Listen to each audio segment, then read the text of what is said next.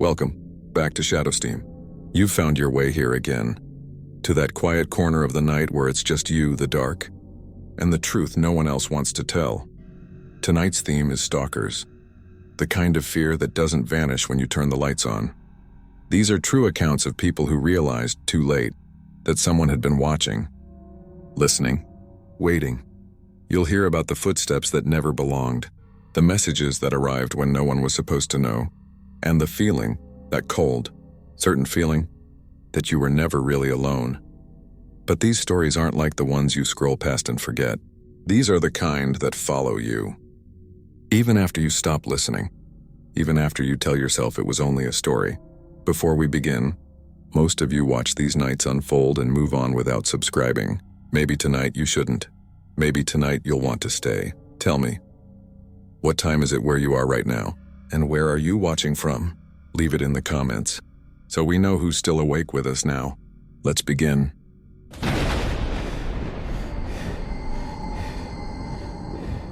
The first time I noticed him, I thought he was just another face in the crowd. It was cold that morning, one of those damp gray city days where everything smells like wet concrete and exhaust. I was standing at the bus stop outside the bakery near my apartment, clutching my coffee, trying to stay awake before my shift.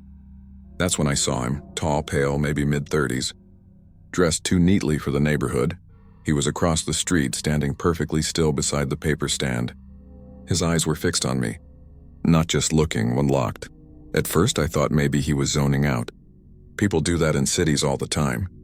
But then I realized he wasn't blinking. Not once. You don't usually notice when someone blinks, but you notice when they don't.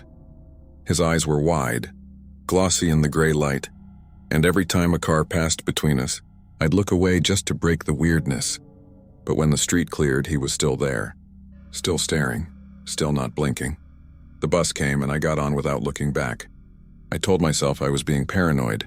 Maybe he was looking past me at the store behind me or daydreaming. But when I got off the bus 20 minutes later, I saw him again. Same coat, same pale skin, standing across the street from my stop. He didn't get off the bus with me, I would have seen him. I looked around, trying to convince myself it wasn't the same guy. But my stomach knew before my brain did. It was him. For the rest of the day, I couldn't shake it. His eyes followed me in my mind like an afterimage from staring at a light too long. Every time I blinked, I saw his face. Blank, expressionless, unblinking. When I left work that night, I checked every corner before walking home. The streets were mostly empty, just the low hum of streetlights and the sound of my boots slapping against wet pavement. Halfway down my block, I caught myself walking faster. I didn't see him, not that night. But I felt him. That kind of paranoia sits heavy, like a weight on your ribs.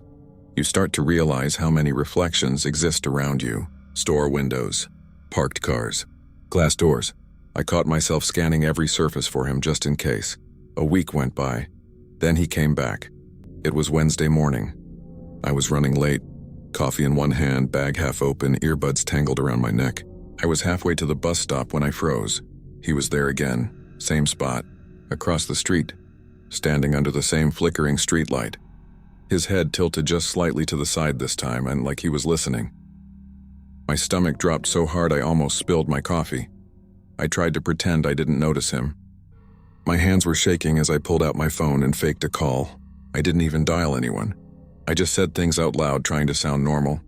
"Yeah, I'm on my way now," I said, staring at my reflection in the bus stop glass. My own face looked pale, anxious.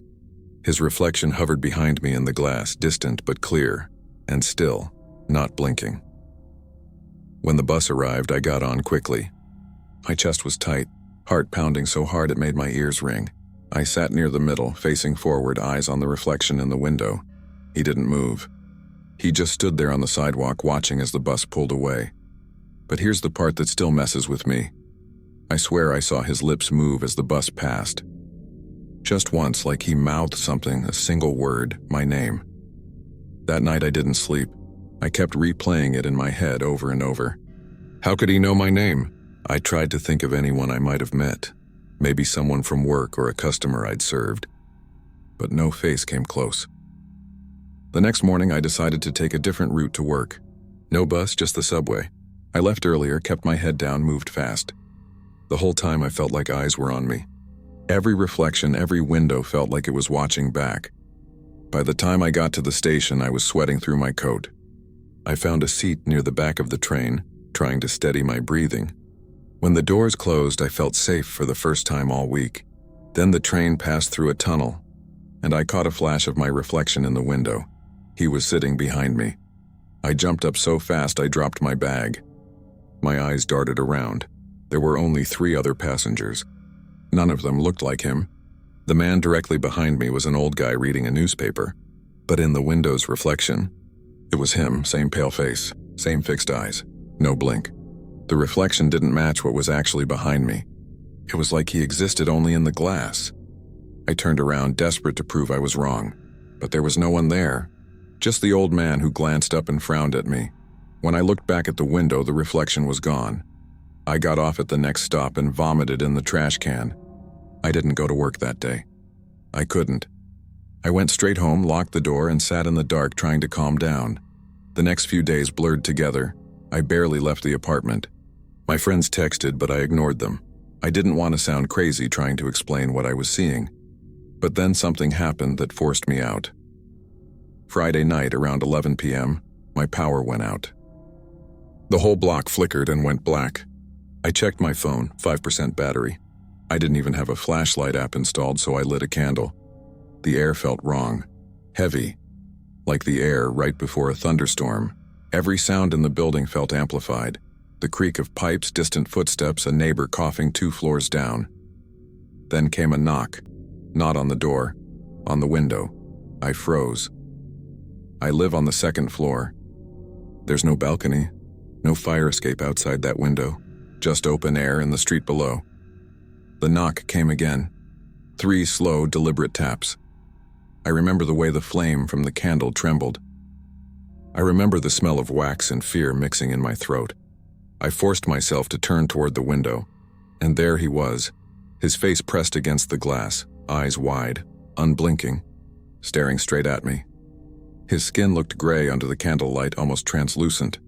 His breath fogged the glass in short, sharp bursts, but his expression never changed. His eyes, they didn't move, not even to adjust. He just stood there defying every law of gravity, every rule of sense. Then his lips moved again. This time I heard it.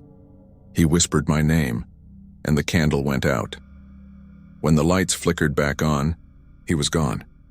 The window was shut, locked, not a single mark outside. But on the inside of the glass, just above where his mouth had been, was a faint smudge. Like the oily residue left by a cheek or a breath, I touched it. It was warm. That night I slept in my bathroom with the light on. I told myself I'd go to the police in the morning. But when morning came, I couldn't do it. How do you report something like that? Hi, officer. There's a man who doesn't blink and maybe teleports through glass. They'd think I was insane, so I tried to go back to normal. I went to work, I avoided the bus stop, I told myself it was all stress. But on Monday morning when I walked into the bakery, my coworker handed me an envelope. No return address, she said. This was in the mailbox when I opened up. My hands were shaking as I tore it open. Inside was a single photo. It was me, standing at the bus stop, holding my coffee. The photo was taken from across the street.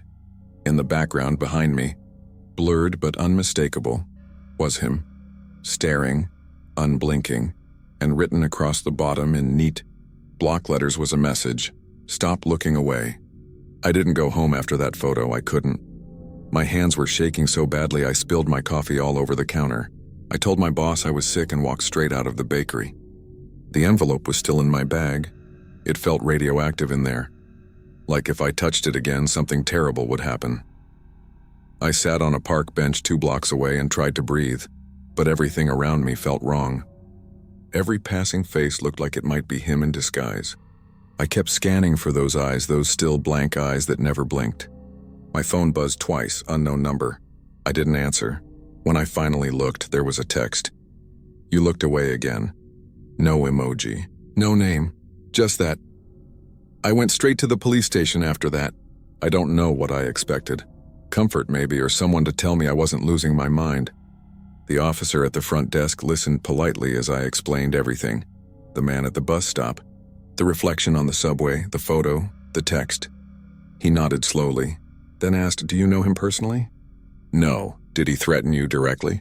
"Not exactly. He watches. He taps something on his keyboard." "Any witnesses?" I shook my head. He sighed. "Ma'am, stalking's a serious allegation. We'll file a report, but without a name, an address, or proof of threat, there's not much we can do right now. You could install cameras at home, maybe change your route, and if he contacts you again, keep all evidence." He slid a card across the counter. Victim support line. It felt like a condolence note. That night, I installed a cheap camera app on my phone and pointed it at my bedroom window. It was all I could afford. I left the light off, sat on the floor, and watched the live feed. Every time a car passed outside, headlights flicked through the blinds and painted white stripes across the wall. Midnight. Nothing. 1 a.m. Still nothing. Around 2 a.m., my eyelids started to droop. Then a sound, soft, faint, like the whisper of skin against glass. I jerked awake, grabbed my phone. The live feed froze for half a second, then caught up. Someone was standing outside my window. I didn't move. The figure was blurry through the pixelation, but I recognized the posture. Tall, still, head slightly tilted. I stared at the screen until my vision swam. Then the image glitched again and he was closer. Like the camera had jumped forward several frames. I wanted to scream, but my voice got stuck in my throat. I forced myself to crawl toward the lamp, hand trembling on the switch. When the light came on, the window was empty. I checked the recording, heart hammering. But the video had stopped at exactly 2:17 a.m., the moment the feed froze. The file was corrupted, unplayable. The next morning, when I opened my front door to leave for work, a Polaroid fluttered in from the crack underneath. Another photo. Me, sleeping. I started staying at my friend Liv's apartment after that. She lived 2 floors up in the same building, a little studio that always smelled like incense and nail polish remover. She believed me more than I expected. "Creeps like that don't just go away," she said, tucking her hair into a bun. "You need to document everything. Pictures, messages, everything. We'll get him." For 2 nights, nothing happened. We ordered takeout, watched trash TV, tried to pretend things were normal. Every creak still made my stomach twist, but I almost convinced myself it was over. Then, on the 3rd night, Liv woke me up at 3 a.m. Her voice was shaking. "You need to see this." She was standing by her window, phone in hand. Outside, across the narrow alley that separated her building from the next, a single window glowed faint yellow. A man was standing there, barely visible through the sheer curtains. He wasn't moving. He was staring straight at us. Liv whispered, "Is that him?" I didn't have to answer. I knew it was. The distance between us was maybe 15 feet, but it felt like he was inside the room. Even through the darkness, I could tell. His eyes were wide open, his face lit by that sickly yellow light, unblinking. I pulled out my phone, trying to zoom in to take proof, but when I looked through the camera lens, nothing. The window was empty. The man was gone. Liv cursed under her breath. He ducked out of sight. Maybe down the stairs, then her phone chimed. A new message. "Unknown number, nice place. She sleeps by the wall." The blood drained from my face. That was true. I always took the inside spot on her bed. We called the cops again that night. 2 officers came, young guys, half tired, half bored. They searched the alley, checked the opposite building, but didn't find anyone. One of them said it was probably a prank. Someone using an infrared camera, maybe a drone. Before they left, one officer handed me a pamphlet about digital safety awareness. Liv threw it in the trash the second the door closed. After they were gone, she looked at me and said quietly, "He's not going to stop, is he?" I didn't answer. I didn't have to. The next day, I took off work again. I went downtown to a small camera shop and bought a real security system. 4 motion-activated cameras, Wi-Fi feed, cloud backup. I spent all afternoon installing them.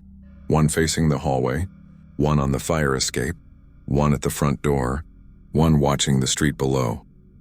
For the first time in weeks, I felt a sliver of control. That night, Liv stayed with her boyfriend and I went back to my own apartment. I triple-checked the locks, turned on every light, and watched the camera feeds from my laptop. At 11:38 p.m., the street cam pinged. Motion detected. I clicked the feed. The street was empty except for a single figure standing under the lamppost. Him. His face was tilted up toward my window, eyes wide, mouth half open like he was mouthing something again. The light flickered, washing over his face every few seconds, and in those flashes he almost didn't look human. Skin too smooth, eyes too glossy. Then he raised his hand, slowly, and pointed straight at the camera. My laptop froze. The cursor stopped moving. The timestamp stopped. Everything went still except the sound, the faint, distorted hum coming through the laptop speakers like static wrapped around a whisper. It was shaping itself into words I could barely make out. Stop looking away. I slammed the laptop shut. When I opened it again, the screen stayed black for a long time. Then the feed came back on, showing only my own face, my own living room empty behind me. Somehow the webcam had turned itself on. My stomach lurched. I unplugged everything, closed the curtains, and sat on the couch with my back to the wall until sunrise. At 7 a.m., I heard a knock at the door. I froze. 3 slow, spaced-out knocks, the same rhythm from the night at the window. I didn't move. The knocks came again, louder. Then a voice. Maintenance. Building check. I peeked through the peephole. It wasn't maintenance. It was him. Standing inches from the door, head slightly tilted, eyes locked right on the peephole, as if he knew I was looking.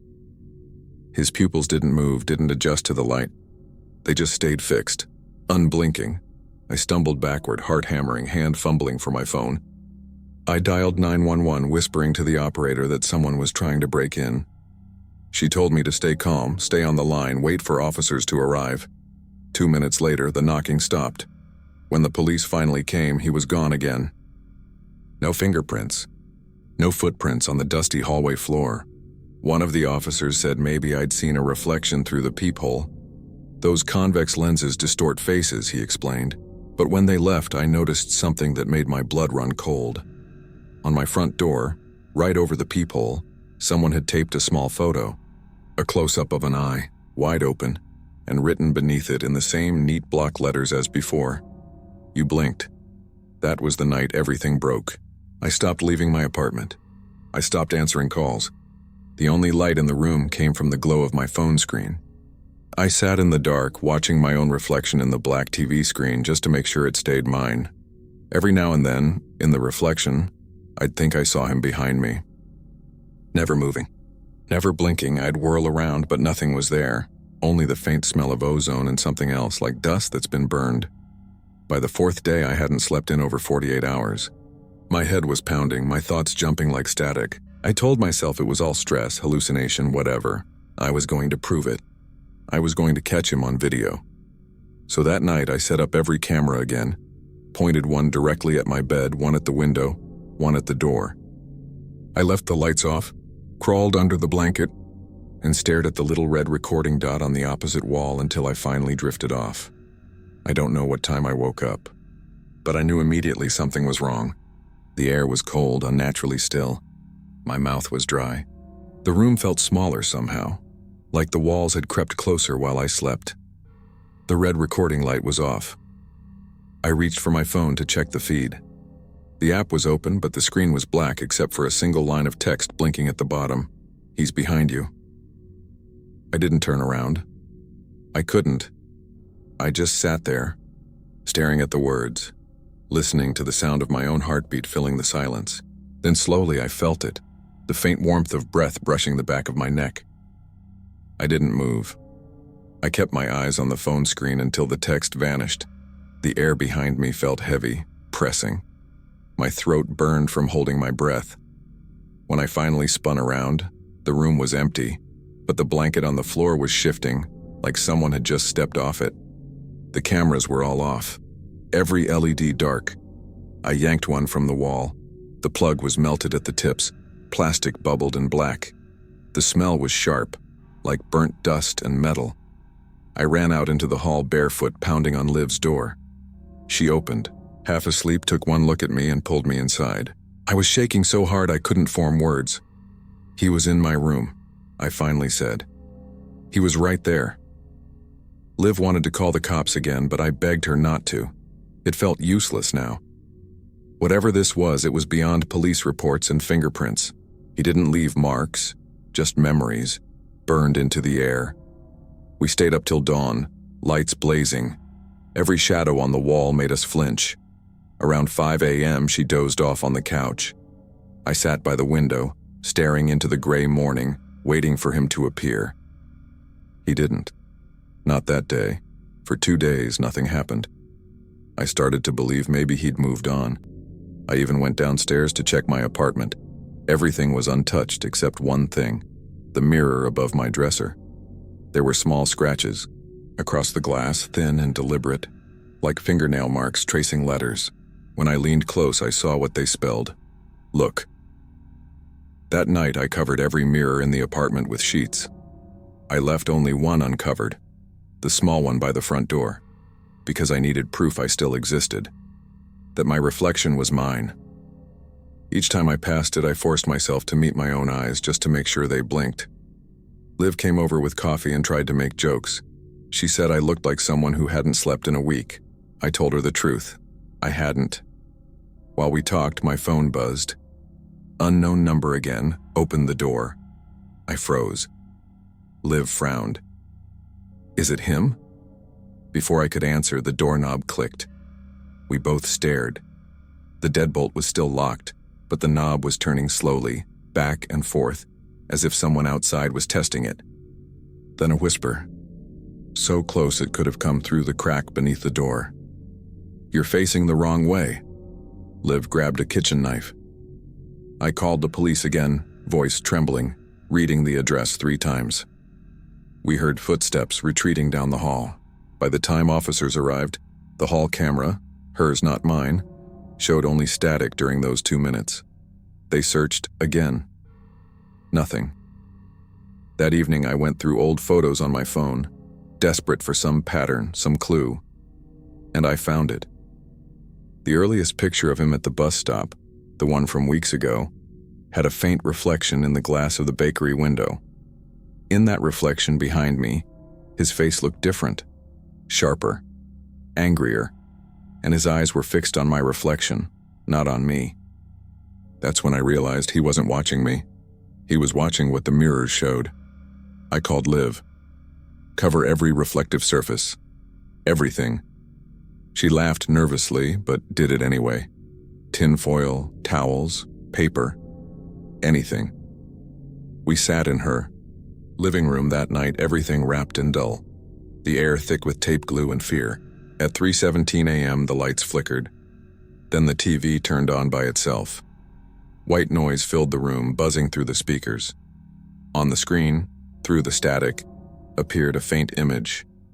My apartment, my bedroom. The sheet I'd hung over the big mirror was gone. In its place, the glass gleamed black and he was standing inside it, not in front. Inside. He raised his hand, palm flat against the inside of the mirror. My phone vibrated. Don't blink. The TV cut out. Liv wanted to leave the building right then, but something in me snapped. I was done being hunted by a man who didn't even follow normal rules of being. I grabbed my keys, ran down the stairs, and burst into my apartment. The mirror was uncovered again. The sheet lay folded neatly on the bed. My reflection stared, back pale, wild-eyed, shaking, but behind it, over my shoulder, a shape moved, slowly, silently. His eyes met mine through the glass. I threw a lamp at the mirror. It shattered into a dozen jagged pieces that scattered across the floor. Each shard caught light differently, and for a second, I saw him multiplied. 12 versions of the same unblinking stare. Then they all blinked at once. The sound of glass breaking never really stops. It echoes in your head long after the shards hit the floor. When the lamp shattered the mirror, I expected silence, but the air vibrated, as if every fragment still hummed with his presence. I stood barefoot among the pieces, heart pounding so hard it shook my vision. Each shard showed me a different version of myself, wide-eyed, terrified, caught mid-breath. And in every single reflection behind me, he was still there, not full-bodied anymore, just outlines, pale suggestions of a man. His face flickered between fragments, a puzzle that refused to stay broken. I turned away, squeezed my eyes shut. When I opened them, he was gone. But something else had changed. The apartment smelled wrong. Metallic, like rain on a fire escape. The air tasted electric, the way it does before a lightning strike.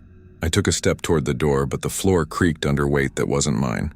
I whispered, "Liv." No answer. A whisper came from the corner of the room instead. Soft, male, familiar. You blinked again. I bolted for the hallway. My bare feet slapped against the wood as I flew upstairs to Liv's apartment, pounding on her door until she opened it. One look at me and she didn't even ask, just pulled me inside. I was crying now. I hadn't realized it until I felt salt on my lips. "He's still there," I said. "The mirror, it didn't stop him." Liv grabbed my shoulders. "Look at me. You need to get out of that building. Tonight." She started throwing things into a backpack, keys, wallets, chargers. I helped, shaking so hard I kept dropping things. We left everything else behind. When we stepped into the hallway, the lights were out. Every bulb burned black inside the glass. We moved fast down the stairwell across the lobby.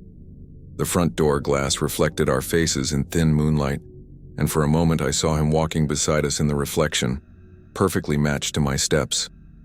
I looked left. Nothing. The reflection smiled. We ran. Halfway down the block, I turned back. The building loomed against the sky, windows blank like eyes that had rolled back.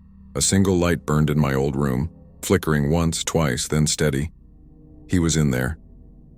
Liv drove us to her boyfriend's place across town. It was a cramped studio above a laundromat, always humming from the dryers below.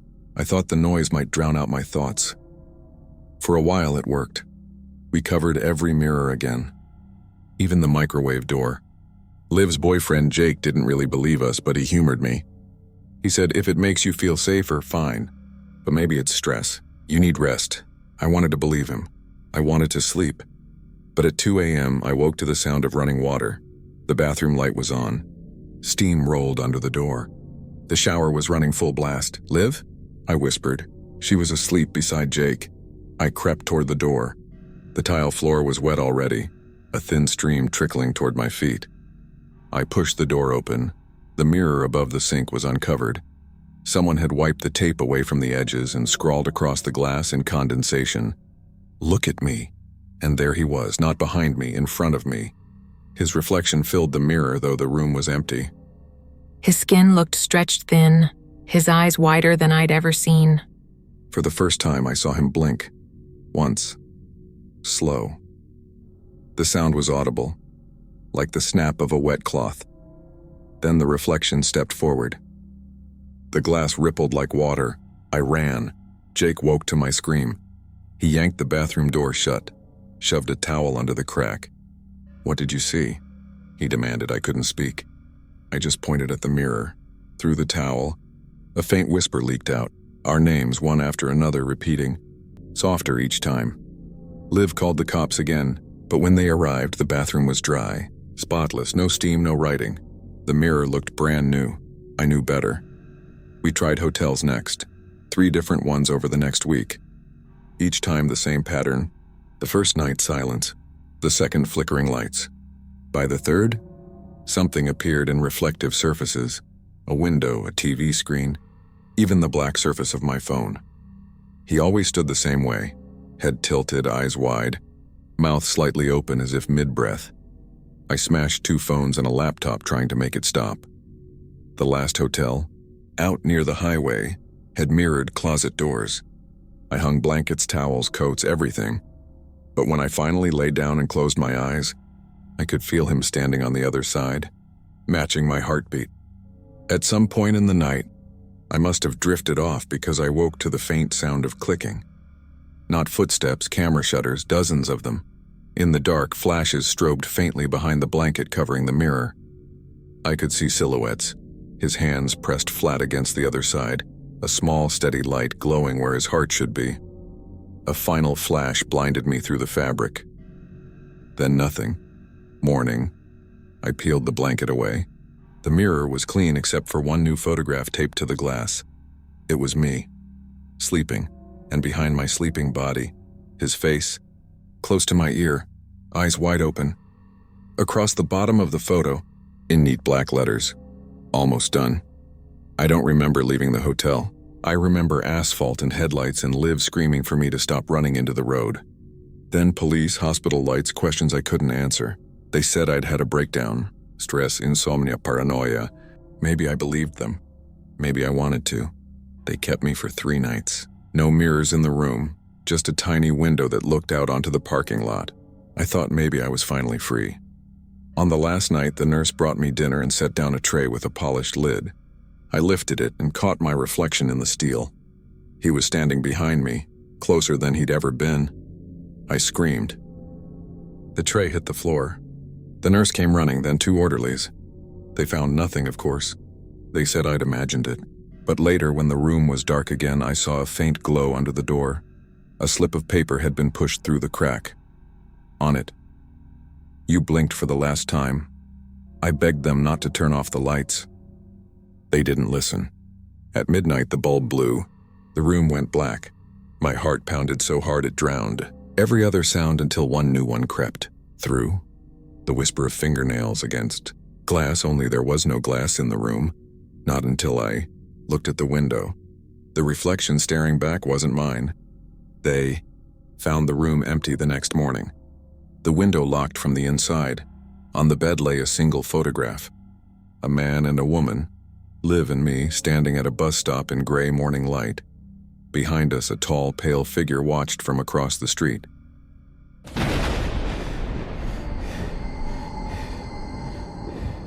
The first note was already there when I came home. I almost stepped on it. A folded scrap of lined paper lying just inside my apartment door, the kind of thing a kid might pass in class.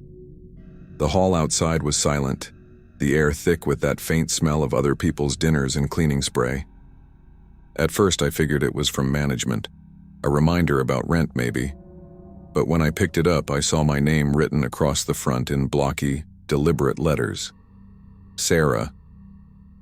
Inside, the handwriting tilted slightly right, neat but pressed too hard, the pen cutting grooves into the paper. "I like your laugh. No signature, no apartment number, just that." I stared at it long enough that my coffee went cold in my hand. Then I laughed a little, nervous, not amused, and tossed the paper on the counter. Probably some weird neighbor joke. But the next morning there was another one. Same folded paper, same handwriting. This time, "You hum in your sleep." It's cute. The chill that rolled through me was instant and total, because no one could know that. I live alone. I crouched and looked under the door. The gap was maybe half an inch, enough for a slip of paper. The hallway carpet was freshly vacuumed, no footprints, no shadow moving behind the peephole. I stood there listening. The building was quiet. Too quiet. Somewhere down the hall, a faucet dripped. I called the super. "Anyone been in the hall this morning?" "Just me checking the smoke detectors," he said. "Why?" I told him about the note. He laughed like it was cute. "Maybe you've got an admirer." That night I pushed an old welcome mat tight against the bottom of the door, just in case. I left the TV on for noise and tried to ignore the feeling that I was being watched. At 2:30 a.m., a faint scratch woke me. Not loud, just a soft, dragging sound, paper brushing wood. I froze. The blue TV light flickered across the living room floor. I tiptoed to the door and stared. Nothing. I reached down and peeled the mat back. A new note slid halfway under the door, waiting for me. "You shouldn't cover the gap. I like hearing you move around." I called the police the next morning. They took it seriously enough to file a report, but not enough to stick around. "Could be a prank," the officer said. "Get a camera, keep everything you find." So I bought a cheap motion sensor from a hardware store and pointed it at the door. That night I sat up in bed scrolling my phone, trying to act normal. The hum of the fridge was the only sound. Then a tiny green light on the camera blinked. Motion detected. I crept to the door with my heart in my throat. Nothing through the peephole. But on the floor, another folded note, faintly warm as if from someone's hand. "You smell like vanilla when you come back from work." I checked the hallway feed. The camera had caught only static for 10 seconds, just enough time for someone to crouch and slide paper through. By day 3, I was too afraid to leave. The blinds stayed closed. Every creak from upstairs made my chest tighten. I kept the notes in a drawer like evidence, but I couldn't stop reading them. The handwriting had rhythm, almost gentle, like someone pretending intimacy. That evening, as the sun went down, I noticed something new. The mail slot on my door had been unscrewed. 2 tiny screws missing, metal plate hanging slightly askew. When I touched it, a faint scent of cologne rose from the gap. I called the super again. He swore no one had maintenance requests for my unit. "Maybe kids," he said. "I'll fix it tomorrow." Tomorrow felt too far away. Around midnight, I heard it again, the faint slide of paper, slower this time. I waited, hand trembling over my phone. When the sound stopped, I yanked the door open as fast as I could. The hallway was empty, but halfway down, the light over apartment 4B flickered, buzzing faintly. The air smelled faintly of that same cologne, sharp and chemical. I locked every bolt, pushed a chair under the knob, and sat on the floor shaking. Then curiosity, or maybe dread, made me pick up the new note. "Don't open the door like that. You could get hurt." My eyes blurred. I whispered out loud, "Who are you?" No answer. Only silence, deep and full. By morning, my phone buzzed with a notification from the camera. 3:12 a.m., motion detected. The thumbnail preview froze my blood. A hand, pale, long-fingered, sliding under the door to push the paper through. The knuckles glowed in the dim hallway light. The next frame showed the hand withdrawing, then pausing, the fingers pressing flat against the wood, as if feeling for warmth on the other side. I watched the clip a dozen times. The motion ended at exactly 3:13:06. 6 minutes later, another note had appeared. "You were awake. I heard you breathe." That day, I didn't go to work. I packed a bag and drove aimlessly around the city, trying to figure out where safety existed. Nowhere felt right. I ended up in a diner off the highway, hands wrapped around a mug of coffee I didn't drink. A text from an unknown number lit up my screen. "Don't leave your door unlocked. Someone could get in." No name, no emoji. Just that same quiet tone. Familiar in the worst way. I moved the next week. New place, new locks, different side of town. I didn't tell the landlord my forwarding address. I changed my number. For a few nights it was peaceful. Then, on the 4th morning, I found a folded paper on the inside of my new door. "Glad you found somewhere cozy. I've missed your laugh." I dropped the note as if it had burned me. For a few seconds I just stared at it on the floor, trying to make sense of how it had found me again. I hadn't told anyone my new address. Not friends, not work, not even the moving company. I'd hired them under a different name. Paid cash. I pressed my ear to the door. Silence. The hallway smelled new. Paint, carpet glue, that hotel clean scent buildings try to fake. No trace of cologne. No sound of footsteps. Still, someone had been here. I taped the note to the inside of a drawer, took photos, called the landlord. He promised to change the locks first thing in the morning. "Probably a delivery mistake," he said, voice distracted. "Maybe someone slid it under the wrong door." Except it had my name on it again. Perfect block letters. That night I dragged a chair against the door, pushed my dresser in front of it, then sat on the bed with my phone camera pointed toward the gap at the floor. Every click in the pipes, every elevator ding made my stomach jolt. Around 2 a.m. the phone buzzed, motion alert. I hit record, a soft rustle. Then from the speaker, the faint scrape of paper against wood. I crept closer, phone still filming. Through the gap I saw fingers, pale, the nails short and clean, sliding something forward. The hand lingered there, palm down, as if listening through the door. I forced my voice steady. "Who are you?" The hand froze, then withdrew in one quick movement. Silence. When I unfolded the note, it read, "Don't move the dresser again. It makes too much noise. The police came that morning. They checked security cameras in the hallway, nothing." The footage skipped from 1:59 a.m. to 2:04 a.m., like the 5 minutes had been erased. They promised extra patrols. I knew it wouldn't matter. I bought a new door camera, one that backed up to the cloud, and left it streaming on my phone while I was at work. Every time I checked, the feed was fine, until Friday evening. At 3:17 p.m., the picture glitched. When it cleared, the camera had been turned around facing the inside of my apartment. Someone had been inside. I drove home in broad daylight, heart thudding so hard I almost hit the curb. The lock showed no damage. The place looked untouched except for the kitchen table. A single sheet of paper sat in the center. It's quieter when you're gone. I like watching you come back. I packed another bag. Liv, my friend from before, answered on the first ring. Please tell me you didn't move without telling me, she said when I explained. Come stay with me. Her apartment was smaller, older, but safe in the way only shared space can be. She made tea, kept talking to fill the silence. I tried to listen. I kept glancing at the front door, waiting for a shadow to pause outside. The first night, nothing. The second night, a knock, 3 slow taps at exactly midnight. Liv opened the peephole, frowned. No one there. She started to laugh but stopped when she looked down. A note had been slid halfway under the door. You brought someone else.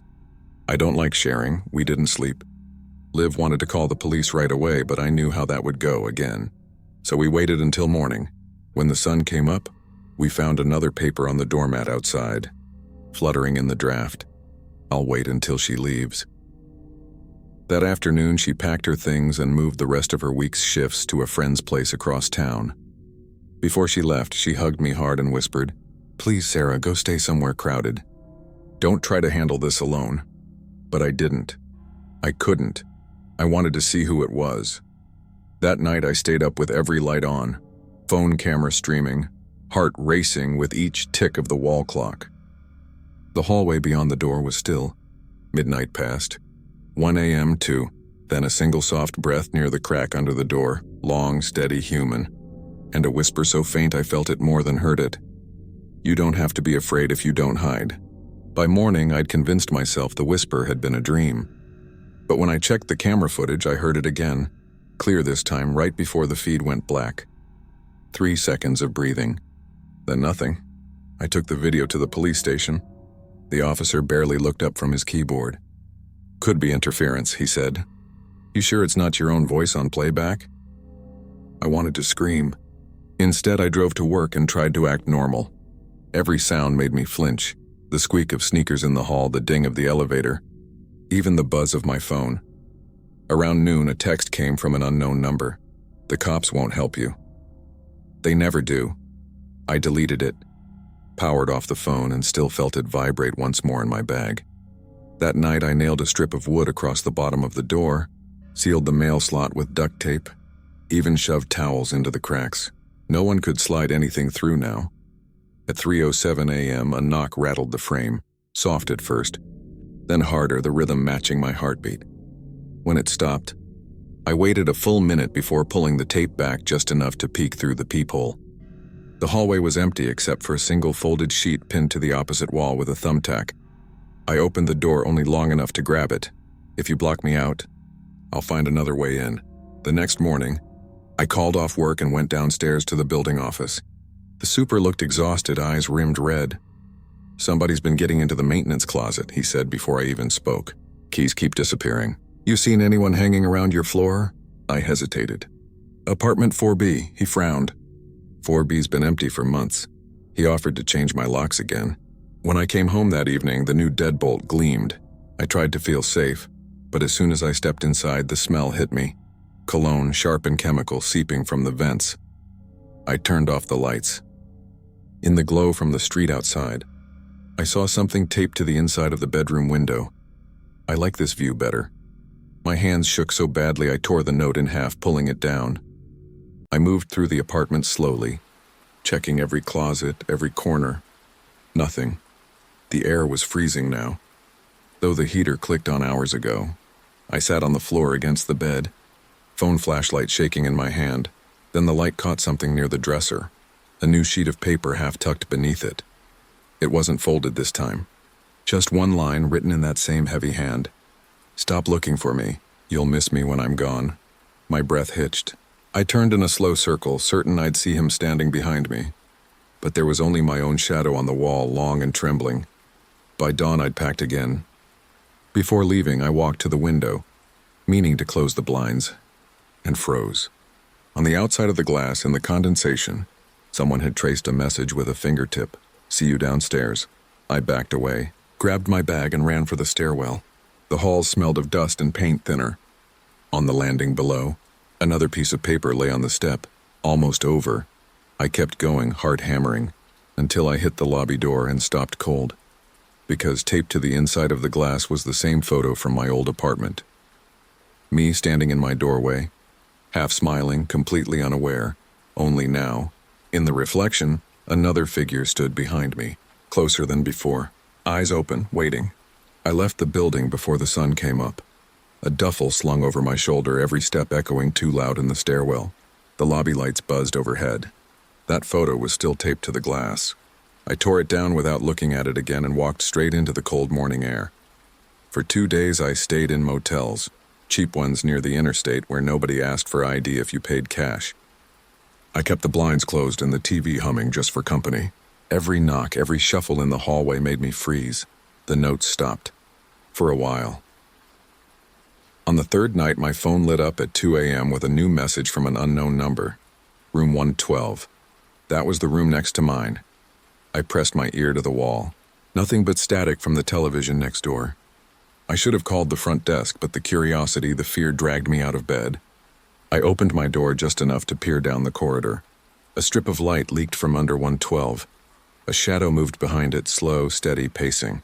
Then the door creaked, opening a fraction. A folded paper slid into the hallway. I backed up, heart pounding. My feet touched something, another piece of paper waiting at my own threshold. I didn't want to look. I did anyway. You always find me again. I packed before dawn and drove for hours until the road blurred. I ended up at my sister's place in another state. She hugged me hard, told me I was safe here. I wanted to believe her. We filled her guest room with boxes to block the window. I set my phone to record through the night. Nothing happened until the 5th night. At 3 a.m., the floor creaked in the hallway. Then the whisper slid through the crack under the door, soft, calm, like someone tucking me in. "You don't have to run anymore." I lunged for the light switch. No one there. Only a folded sheet resting on the carpet where the voice had been. "You're the one who keeps following me." By morning, my sister's dog refused to go near the guest room door, growling low, eyes fixed on the gap at the floor. When she asked what was wrong, I lied. Said it was nothing. Said I was leaving soon. That night, I stayed awake until sunrise, staring at the door, waiting for another note that never came. I started to think maybe he'd lost interest. Maybe I could start over. Again. 2 weeks later, back at a new apartment, I got a package with no return address. Inside, a stack of every note I'd ever saved, each one laminated, arranged in perfect order. On top, a new sheet. You kept them safe for me, and beneath that, a photograph. Me sitting at my desk that morning, reading the mail, taken from inside the apartment. I threw everything into the trash and ran downstairs to the street. Cars passed, people talked, life went on. For a moment, the noise felt like protection. Then a gust of wind lifted a single paper from the dumpster and carried it to my feet. I didn't want to look. I already knew the handwriting. You forgot one. That night, I slept in my car, parked under a gas station light. Every sound outside became a note sliding under an invisible door. The scrape of gravel, the whisper of wind. Just before dawn, I drifted off. When I opened my eyes, the windshield was fogged from inside. Someone had traced words in the condensation. Home at last. It's been 6 months since the last note.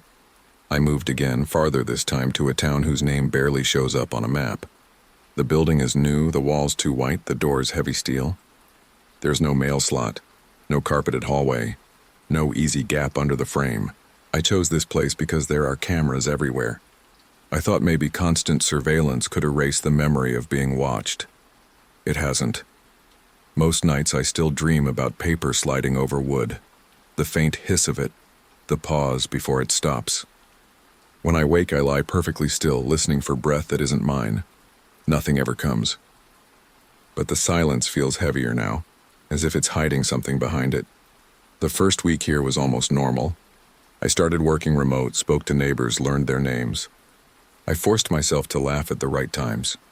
Then one morning, when I opened the cabinet for coffee filters, I found a folded sheet resting on top of the box. No name on the front. No handwriting I recognized. Inside, one line, "You're getting better at hiding." I dropped it and slammed the cabinet door hard enough to rattle the shelves. My pulse beat in my fingertips. The rational part of me whispered that maybe I'd slipped it there myself somehow. That stress had finally cracked the edges of my memory.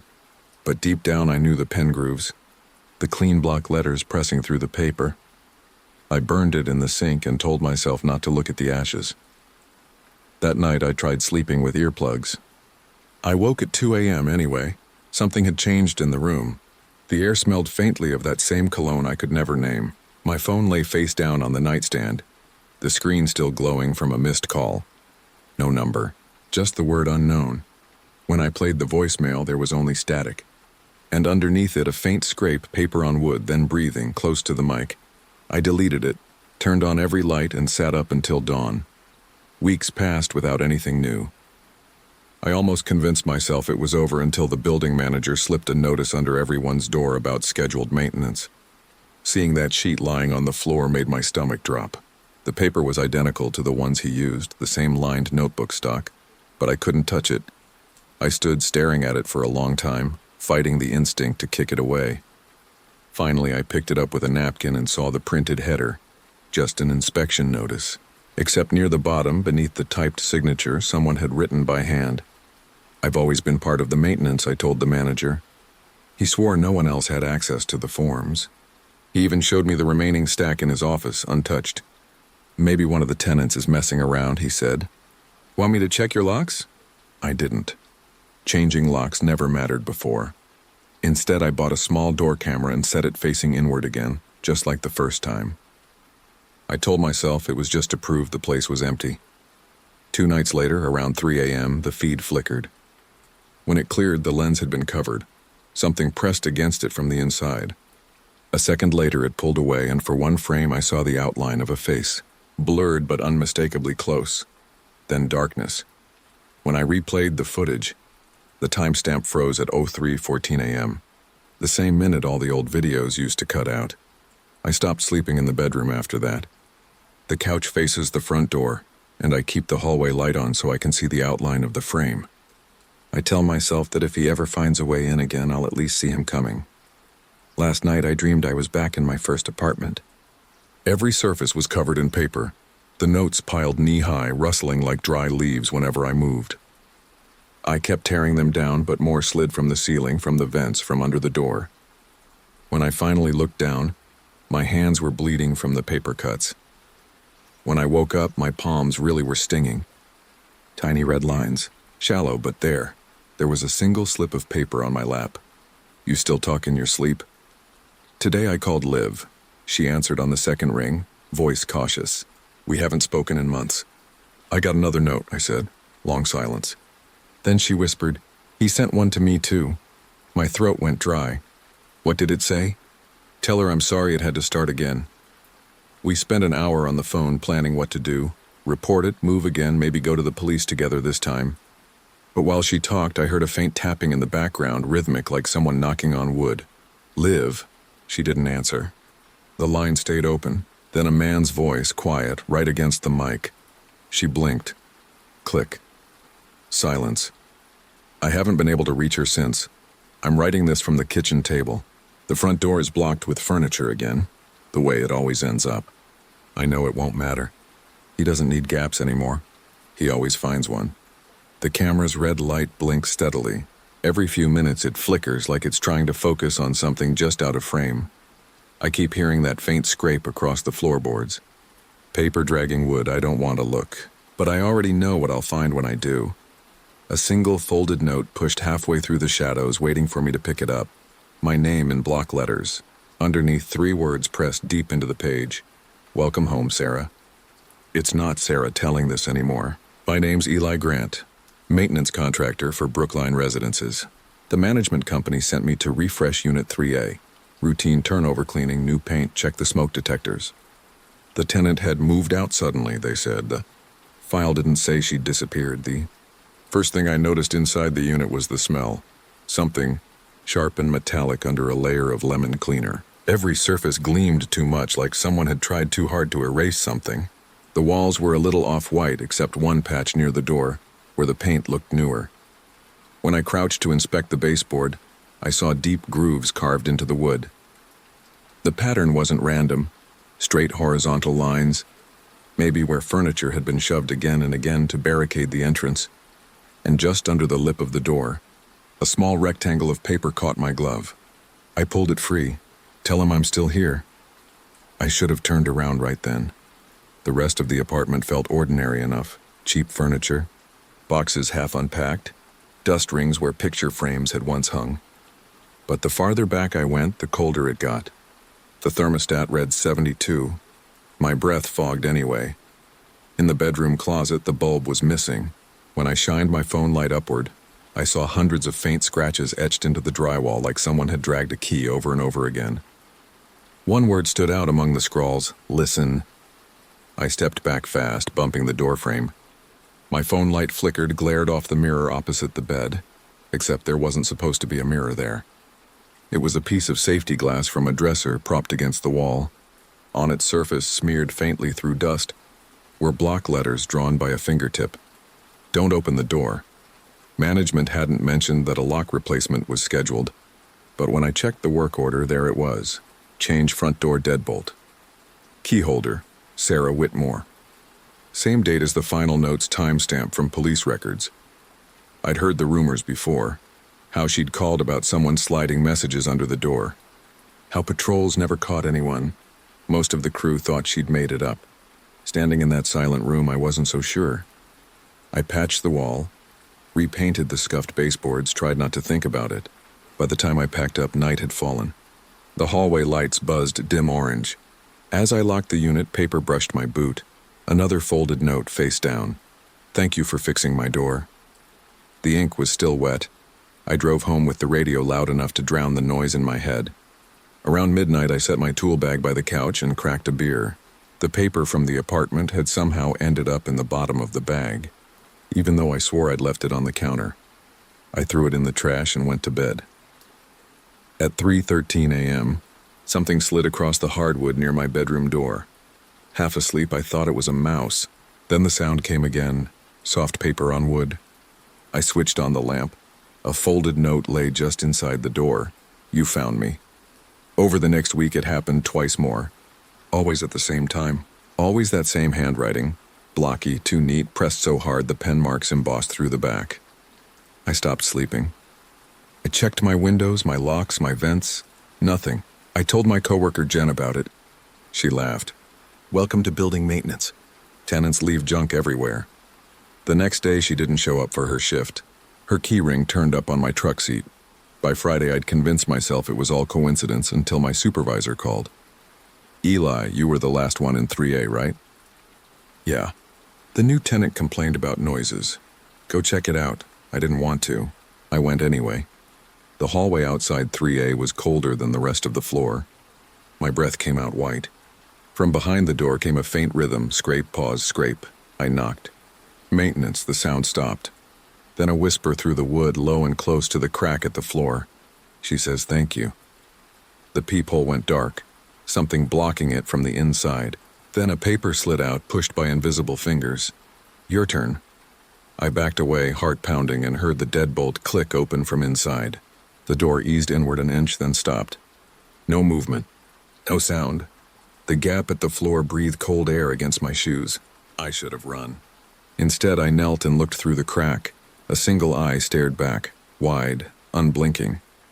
I fell backward. The door slammed shut. When I scrambled up, a new note rested against my boot. You blinked. I told the front desk I was done with the job. I packed my truck and left town that night, driving until the fuel light came on. I found a roadside motel and collapsed on the bed, still in my work clothes. At 3:14 a.m., my phone buzzed with a new message. No number. Maintenance required. Attached was a photo of my motel door. A folded note waited just inside the threshold. I'm staring at it now from the bed. I haven't touched it yet, but I can smell the paper. Faint vanilla, sharp ink, and underneath it the metallic bite of old fear. There's a shadow on the other side of the door. It hasn't moved for a long time. I think it's listening. I haven't opened the note. It's been 2 days. I moved the motel dresser against the door, stuffed towels into the gaps, turned the TV volume up just enough to drown out the silence. Still, I can feel the paper on the other side of the room, like it's breathing with me. Last night I thought I heard scratching beneath the bed, slow and steady, as if something were tracing letters into the carpet. When I finally looked, there was nothing, just dust and a single sheet that must have slipped there earlier. Same block handwriting. She wants out. Morning light in this room looks gray, the kind that makes everything feel underwater. I packed my tools, ready to leave, but the truck wouldn't start. The mechanic said the wires had been cut clean. He asked if I'd been pranking someone. I didn't answer. While he towed it, I sat in the parking lot drinking motel coffee that tasted like metal. When I went back inside, the note that had been across the room now lay on the bedspread. Unfolded. Don't go yet. That night I tried staying outside, sat on the curb under the flickering street lamp until fatigue blurred everything. I must have dozed off because when I opened my eyes, I was back inside the room. The dresser had been pushed away from the door, towels scattered. The note was gone. In its place under the door, a thin trail of ash led to the bathroom. The mirror was fogged, though no water had run. I wiped it clear. Behind my reflection, someone stood over my shoulder. A woman, eyes wide, hair tangled, face pale as paper. Her mouth moved, but no sound came. I spun around. Empty. When I looked back, new words had appeared on the glass, written backwards so I could read them. He listens through you now. I called the police again. They came, looked around, asked questions I couldn't answer. One officer checked the bathroom mirror and said the words looked written in dust, not steam. Probably old. They left their card and told me to get some rest. The door to my room doesn't close properly anymore. The frame's warped, maybe from all the times I shoved the dresser against it. There's a gap now, wide enough for a shadow to breathe through. At 3:13 a.m., that's exactly what it does. I set up my phone to record overnight. When I checked the video in the morning, I saw myself asleep on the bed. At 3:13, the camera shook slightly, like someone brushed past it. The bathroom door opened a few inches, though I hadn't moved. Then, for one frame, the woman appeared again, crouched beside me, whispering something into my ear. When I boosted the audio, the sound came through faintly.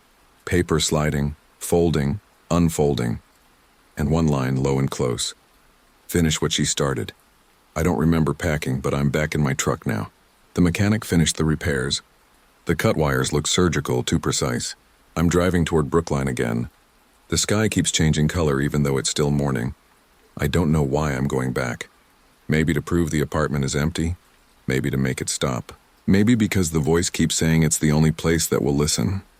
The building looks smaller than I remember. The front windows are boarded. A for sale sign nailed crooked to the brick. I break the seal on the front door and step into air that smells like dust and mold and faint, cheap perfume. Inside, the hallway carpet is gone. The floors creak like they're breathing. Every door hangs open except 3A. The number plate is gone, but I know it's hers. I knock once. The sound echoes down the whole corridor. The door opens by itself. The apartment is empty. Bare floors, no furniture, only outlines on the walls where pictures used to hang. The air feels thick, charged. On the far side of the room, near the window, a stack of folded papers waits like a small white tower. When I touch the top one, static crawls up my arm. Each sheet has the same handwriting. Each one says something different. I hear you. I can't stop him. Don't open the door. Please listen. Beneath them, a single fresh page still damp from ink. Welcome back, Eli. Something moves behind me. Soft footsteps. Slow breathing. I don't turn around. I keep reading the notes one after another until I reach the bottom. The last page is blank, except for 3 deep grooves pressed into the paper where a pen hesitated, trembling before it wrote. Then the door slams shut. The light flickers once. And over the sound of my own heartbeat, I hear the faint scrape of paper sliding against wood. Coming from inside the room this time, I bend down. A folded note pushes itself toward me across the floor. My name in block letters. Underneath, don't blink. The note's still in my hand. My thumb smears the ink a little, but the words don't blur. They sink, don't blink. For a long time, I don't move. The air in the room feels heavy, charged like right before a storm. Every window is shut, yet the curtains breathe inward, slow and rhythmic, as if the building itself were exhaling. I tell myself to leave. Instead, I blink. When I open my eyes, the stack of papers is gone. In its place, hundreds of scraps litter the floor, each one half torn, overlapping like scales. The handwriting shifts between neat block letters and frantic scrawl, as if two people were fighting for control of the same hand. They all say one thing in variations: keep the door closed. He's almost through. Don't look at him. Please, stop reading. The walls tremble softly, plaster dust floating in the dim light. A whisper moves through the pile, pages brushing, folding, refolding themselves. I realize they're not scattered randomly. They're forming a path curling toward the front door. Something knocks once from the other side. The sound is slow, deliberate. Not loud, almost polite. Then another knock, lower, closer to the floor. I kneel, heart thudding, and look at the crack under the door. For the first time, there's no paper waiting there. Just darkness. I reach out. Warm air breathes across my fingertips, and then faintly a whisper, "I never left." The lights die. For a few seconds, there's nothing but the sound of pages rustling and my own pulse in my ears. When the emergency light kicks on, every sheet of paper has turned face down, blank sides up except one, centered in front of the door. It isn't written in pen. It's pressed, indented into the paper like someone carved the letters with a dull blade. Open. I tell myself not to. I've seen what happens when you obey the notes, but there's a pull like static at the base of my skull tugging me forward. The doorknob rattles once, twice, then stops. The silence afterward is worse. I take one step, then another. My boots slide over paper that feels damp, almost alive. When I finally reach the door, I rest my palm against the metal. It's warm. Through the crack, I hear breathing, steady, in sync with mine. "I'm not opening it," I whisper. The breathing stops, then a laugh, soft and familiar. Sarah's voice, "You already did." The door swings inward on its own. Beyond it is not the hallway. It's my motel room. The same bed, the same dresser shoved aside. And sitting on the bed is me. It looks up. Same face, same uniform, same tired eyes. He holds a folded note between two fingers and smiles without blinking. "Your turn." He slides the paper toward the floor. It drifts across the threshold, landing at my feet. When I pick it up, it's blank. Then slowly, letters rise from the fibers, burned in by heat rather than ink. We're listening. Everything folds inward. The hallway, the room, the smell of dust and ink collapsing like a photo burning from the edges. I stumble backward through light that flickers between the motel and the apartment and something else. Endless corridors lined with doors, each one breathing faintly. Behind every door, paper rustles. Voices whisper in different tones, blending into a low, ceaseless hum. "Don't blink, don't blink, don't blink." I drop the note. My pockets, my hands, my mouth fill with paper, crumpled, wet, whispering words I can't understand. I claw them away, but there's always more. Then, silence. When I wake, I'm lying in a different bed. Hospital sheets, white ceiling. A nurse adjusts an IV and asks how I'm feeling. I want to tell her everything, but my throat burns. She says they found me locked in a condemned building, babbling about notes. No one believes me. They never do. Before she leaves, she slides my personal items onto the table. Wallet, phone, folded clothes, tool bag. On top of everything, a single sheet of paper rests, crisp and clean. "Discharge summary," the header says. Under it, in a hand I recognize, one more line: "Keep an eye on the door." That night, the hospital grows quiet. Machines beep softly. Footsteps echo down the hall. I can't sleep. The room smells faintly of antiseptic and burnt paper. At 3:13 a.m., a soft hiss breaks the silence. Something slides across the tile floor toward my bed. A folded note stops at my hand. I stare at it for a long time, the same way she must have. My pulse steadies, slow, almost calm. I already know what it will say, but I unfold it anyway. "You didn't blink this time." The overhead light flickers once. Then the door opens.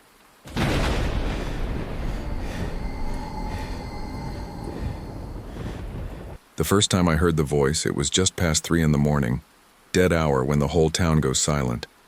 I was the only dispatcher on duty that night. Our little station sat off the highway, surrounded by trees and fog that rolled in so thick you could barely see the lot light from the window.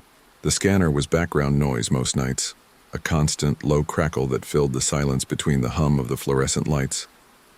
Usually, it was nothing more than routine calls, noise complaints, traffic stops, sometimes an animal in the road. But that night, the static changed. It wasn't even a full transmission at first.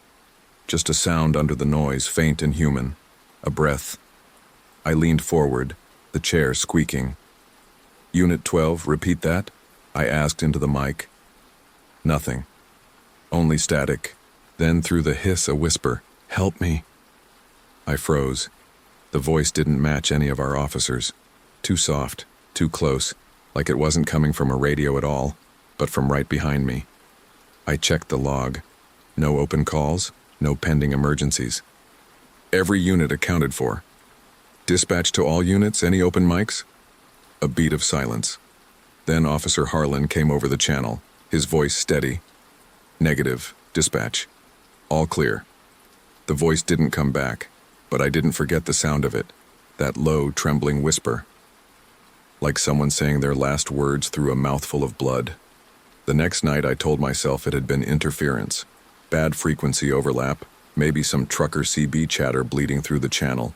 Then, around the same time, 307A. Farce, the static changed again. It started with a low hum, rhythmic, almost like breathing. I turned the volume down, but the sound only grew sharper, closer. "Please, please don't let him in." The voice, same one. A woman this time, shaking, breathless. "Unit 3, you copy," I said. "We've got a possible distress on open air. Static."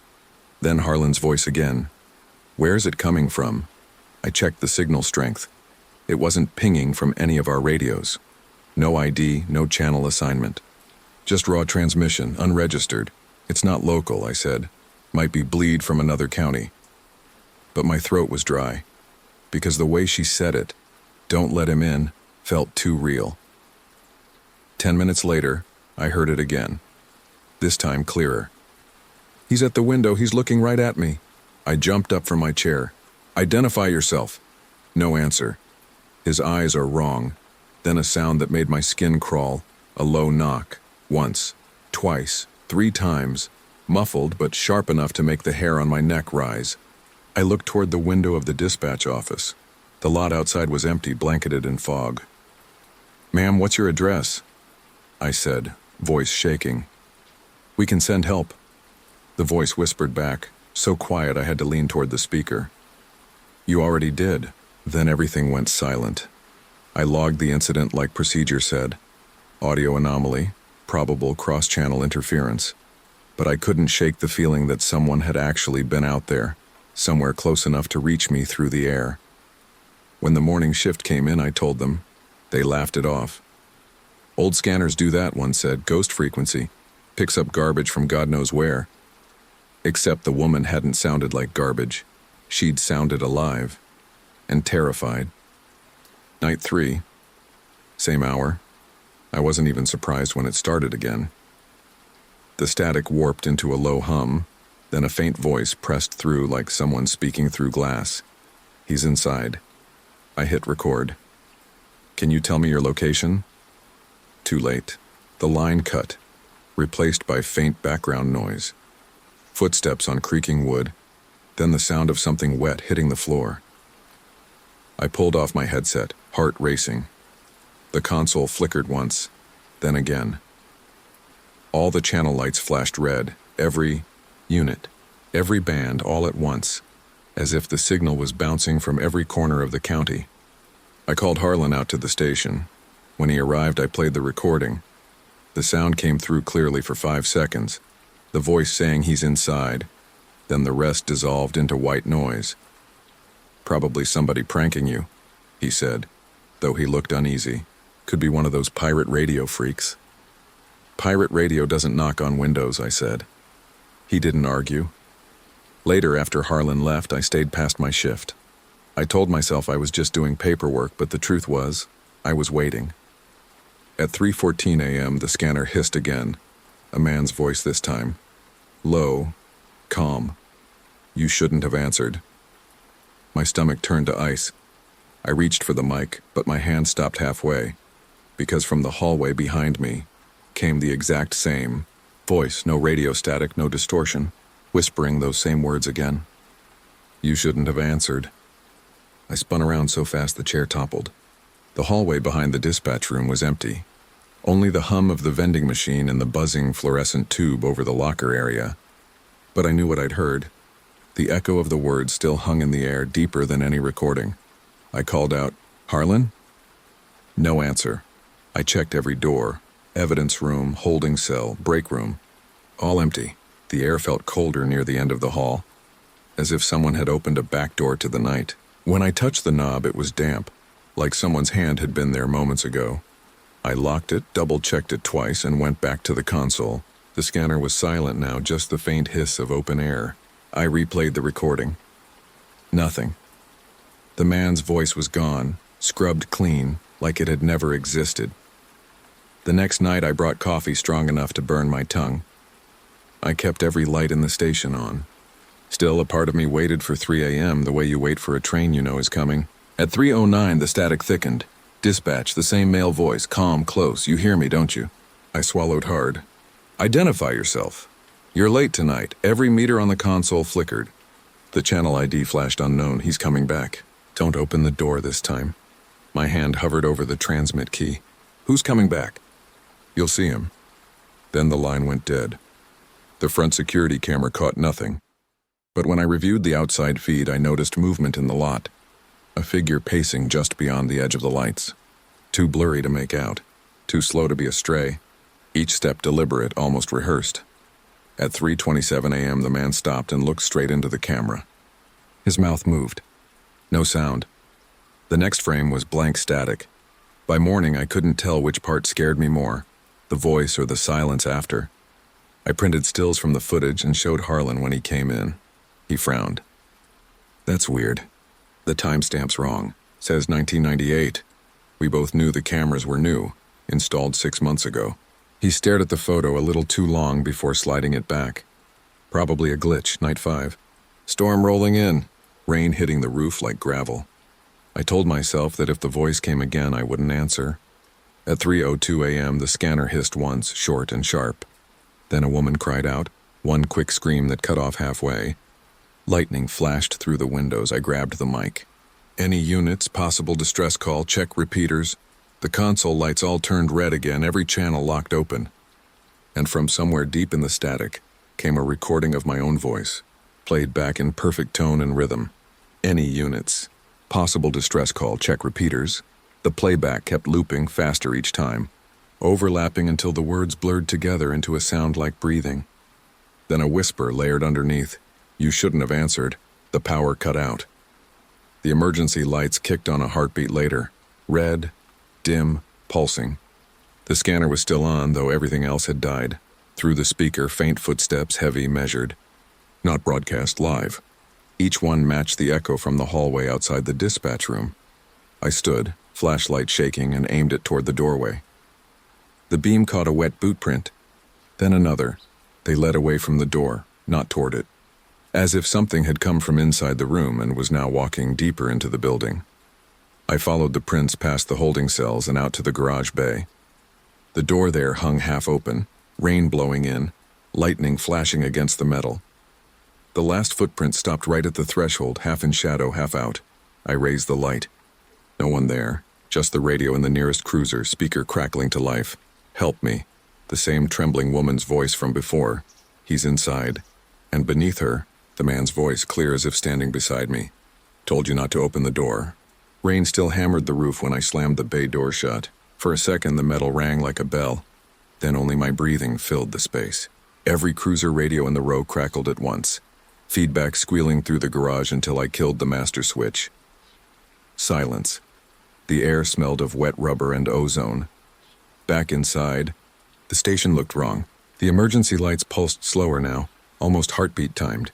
My desk lamp blinked back on by itself, and the scanner glowed green though its power cord hung loose. I whispered, "Who are you?" The speaker hissed, then answered in my own voice, tinny and warped. "Who are you?" I pulled the plug. The sound didn't stop. I called Harlan. Straight to voicemail. I tried again, then the main precinct line. Static there too, like the whole network had drowned in the storm. When I looked up, water had begun seeping under the hallway door.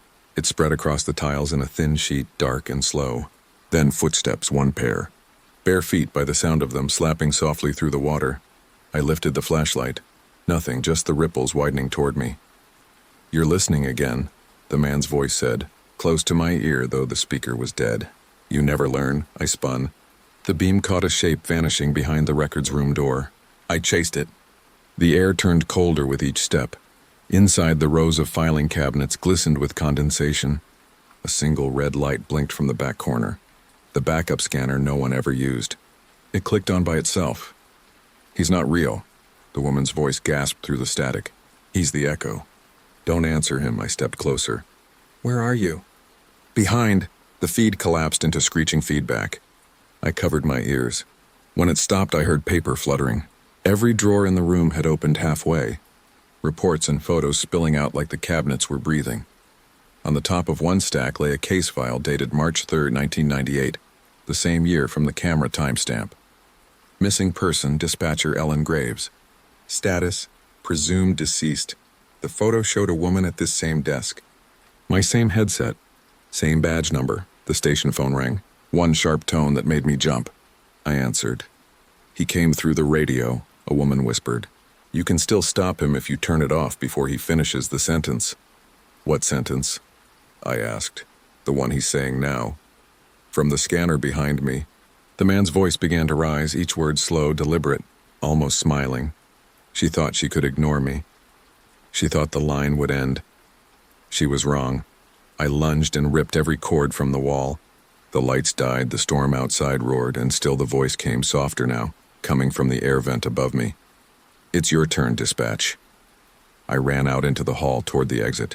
The emergency lights flickered one last time, then steadied on bright white. For a heartbeat, I thought dawn had broken, until I saw the reflection in the glass front doors. Two shapes stood behind me. A woman, pale, dripping, headset still around her neck. And beside her, a tall figure with no eyes at all, only two hollows of radio static. They watched me through the reflection, mouths moving with the crackle of unseen frequency. "Don't let him finish the sentence," the woman mouthed. Then the lights blew out. When the lights blew, the sound that filled the station wasn't thunder. It was a low, steady hiss, the exact tone of open air on the radio band. Only now it came from everywhere, the vents, the wiring, the floor. The whole building had turned into one giant receiver. I dropped to my knees, hands over my ears. The hiss thickened into a pulse, then into words. "She's still on the line." I crawled toward the door using my phone flashlight. The beam caught the woman from the reflection standing halfway down the hall. Her headset dangled. Water dripped from her uniform, pooling around her bare feet. Her mouth moved, but no sound came out, until my radio mic clicked on by itself. "Don't let him finish," she said through the speaker. "If he speaks your name..." The sentence cut off as a deeper voice overlapped hers. "Sarah." My blood froze. Hearing my name through my own headset felt like someone breathing inside my skull. I threw the radio. It shattered, but the voice didn't stop. The static curled into syllables, slower now, tasting each word. "I can see you." I bolted through the side door into the rain. The storm had gutted the power grid. The town lay black except for distant flashes of lightning. I could still hear the broadcast, no device. No source, just the air vibrating with that faint hiss. Halfway across the parking lot, my patrol car radio sparked to life. Though the keys were in my pocket. "Unit 12, the man's voice said pleasantly. "We have a report of a missing dispatcher." I yanked the door open. The driver's seat was soaked. In the puddled light of the dashboard, someone had scrawled across the windshield in fogged letters, "Turn it off." But the power switch was already off. I drove anyway. No destination, just away. The scanner mounted on the dash flickered, dead, alive, dead again. The last time it lit, it tuned itself to channel 3. "You're heading the wrong way," the woman's voice warned. "He's not in the building anymore." I gripped the wheel. "Where is he?" "With whoever listens." The signal burst into a scream of feedback. The windshield fogged from inside again, and new words appeared beside the first, "almost finished." By the time I reached the county line, the static had faded. I pulled onto the shoulder, engine idling, heart hammering. The rain slowed to drizzle. For the first time all night there was silence. Then my phone buzzed. Unknown number. Against every instinct I answered. Dispatch, this is Unit 12. You copy? Harlan's voice. Relief washed through me. You're on the line, thank God. Something's happening with the frequencies. There's someone... Sarah, where are you? I'm just outside town. The bridge off 131. Stay there, he said. I'm looking right at you. Headlights appeared in my mirror, his cruiser pulling up behind mine. He stepped out, rain glinting on his jacket. Except when I turned fully, there was no one there. Just the radio in his empty car, speaker crackling. Told you not to answer. Both cruisers' scanners lit in sync. A dozen voices layered together. Every call I'd ever taken, every plea for help replaying all at once. Then a final voice, calm, slow, familiar. Unit 12. She's inside. When dawn came, the highway patrol found both vehicles idling on the shoulder. Radios on, doors open. The dispatch center's night log showed one outgoing call from my ID at 3:14 a.m. No audio, only static. They sealed the building after that. New frequency, new equipment, new staff. Sometimes, though, when the signal drifts just right, they say a second channel hums underneath. An old analog tone from nowhere in the system. If you listen long enough, a woman's voice cuts through the static. Don't let him finish the sentence.